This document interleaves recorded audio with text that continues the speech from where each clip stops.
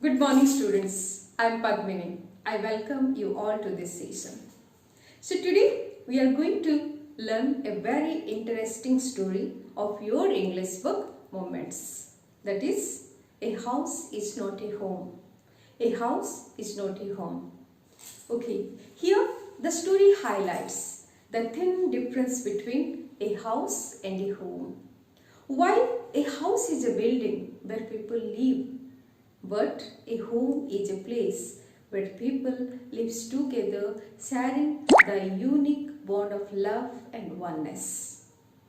So the narrator's house gets destroyed by fire and he gets a new house. Then he realizes that his home is the one which is built by love and affection of his family and the loved ones. So love and affection of one's family is precious than any other things. So today we are going to learn about a house is not a home. So let's start the chapter. So in the first paragraph we will get some difficult words like awkward. Awkward means strange. Freshman. Freshman means a student in the first year of high school, college or university. Then isolated. Isolated means lonely or alone you can see.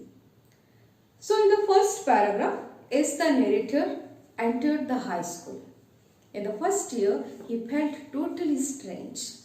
In the junior school, he had been the head of the school and had enjoyed all the privileges given to the seniors. But it was completely uncomfortable, you can say, to be a fresher at the high school.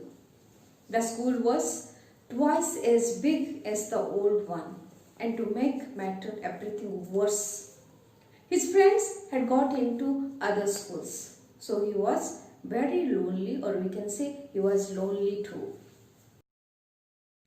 So he would go back to his old school to meet his teachers because he missed his old school. The teachers would encourage him to meet new people in the new school and to get involved in new activities. So they said that after some time he would adjust to the new surroundings and would love the new school more than the previous one. The teachers at the old school made him promise that he would visit them even when he settled in the new school. So the narrator tried to feel comfortable with these words of his teachers, but he missed his old school. At the same time, he missed his old friends. In this paragraph, we will meet another character of this story, that is a cat. That is a cat. Okay. First, let us discuss the difficult words. Pouring. Pouring means mad sound by the cats. Sweating. Sweating means to hit something. So one Sunday afternoon, an incident occurred. Jan was sitting, means the writer was sitting at the dining table and doing his own homework. The day was cold and windy, and a fire was up the fireplace. The narrator's pet cat was lying on the top of the sheets of the paper. It was making a pouring sound, meow meow sound, and was hitting on his pen just for amusement. He, or we can say the cat herself, makes amusement and making amusement to the writer also. As Jan had saved the cat, it remained close to him. The writer tells here that the cat, she was never far from him. Why? Because he had rescued her when she was a kitten. Okay, so Jen's mother tended the fire to keep the house warm. There was smoke filling the whole room from the ceiling within a few seconds. It filled the room and they could hardly see anything.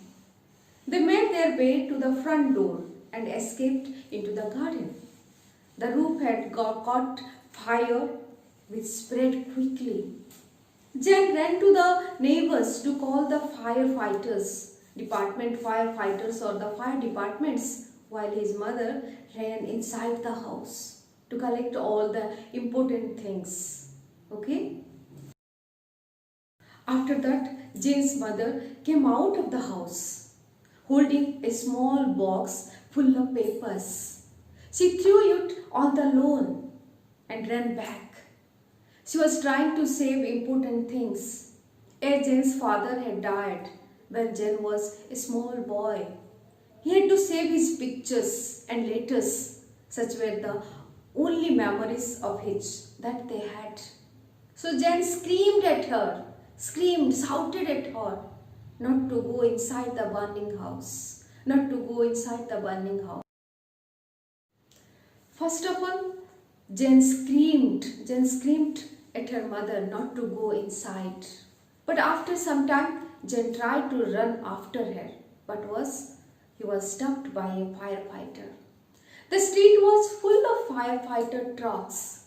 Jane tried to free himself and tried to explain that his mother had gone inside the house and he wanted to bring her back because he had already lost his father and he didn't want to lose his mother also. After a few minutes, the firefighter wrapped a blanket around Jane and made him sit in their car. A fireman came out of the house with Jane's mother behind him. He took her to the fire truck and put an oxygen mask on her mouth. Jane ran to her mother and hugged her.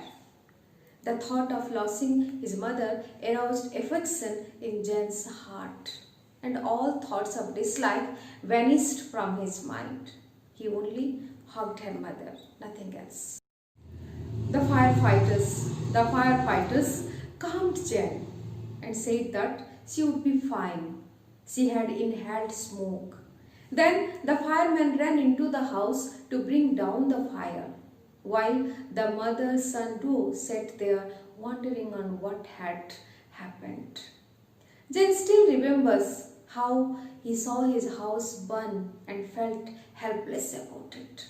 He was simply helpless. He was simply crying. He was simply looking at the house on fire. To stop this fire, the firefighters took 5 hours to control the fire. The house was totally burnt down. Then Jane realized that his pet cat was missing. He could not find it. He got sad and depressing thoughts, like difficulty adjusting to the new school, the burning of the house, the losing of his pet cat made him cry. He thought that he was suffering many losses. Just he was suffering with many losses. First, he lost his school.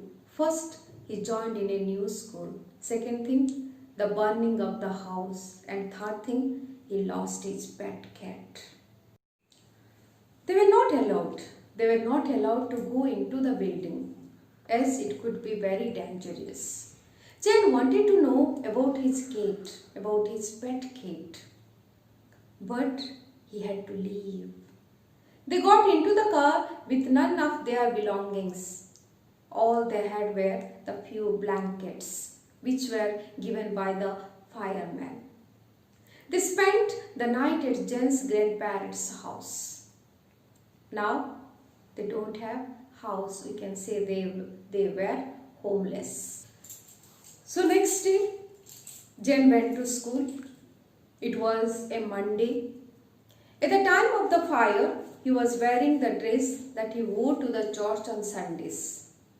He was not wearing his shoes. He had removed them and kicked them off when he sat to do his homework. They were burnt in the fire too. So Jane borrowed tennis shoes from his aunt. He didn't want to go to school, but his mother forced him to go. He was embarrassed because his clothes were unusual. He didn't have his bag, his books and homework. He thought that God wanted that he should live like a person who was different from others and did not fit well in the society. So Jane was so upset that he wished to die. He wanted to die. He didn't want to live in this world with this all types of difficulties. He walked around the school like a dull, lifeless person. He completely felt insecure as all his belongings, his old school, old friends, pet cat and his house had been snatched from him. When he was returning from school, or we can say on his way back, he walked through his burnt house and was shocked to see that the extent of damage that had been caused by the fire. And the water had extinguished it. The only things that were safe were the ones that his mother had rescued. The papers, photographs and some personal items. So Jen had lost his cat too. Jen could not grieve the loss of his cat because they had to rebuild their life. They had to arrange a place to live in and clothes also.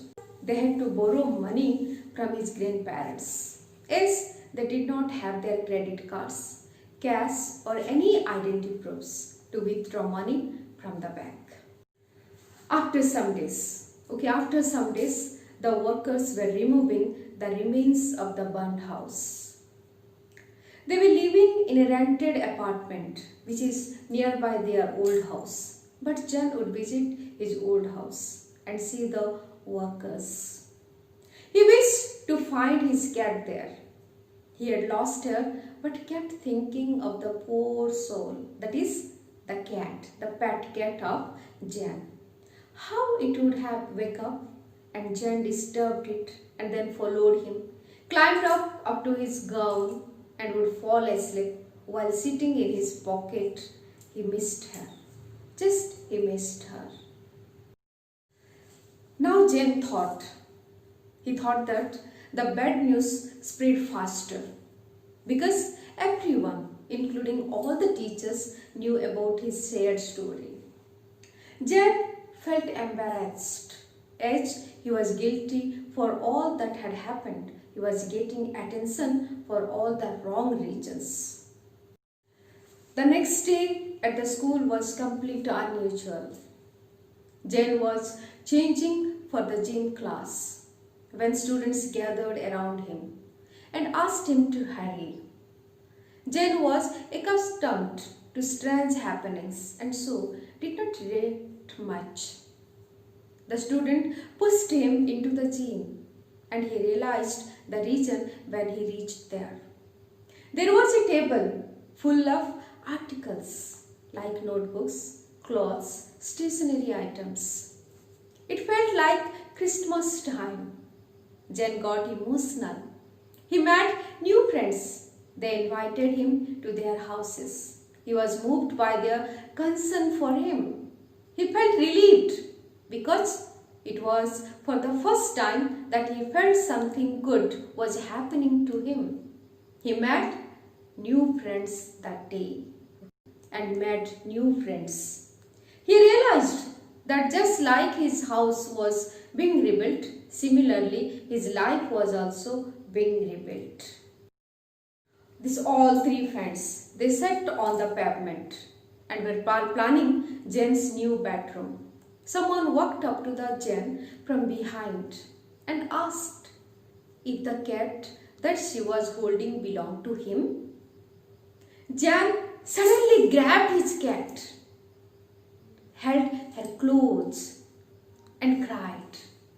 On union with her master, the cat made a happy sound. Jen's friend shared his happiness and jumped around.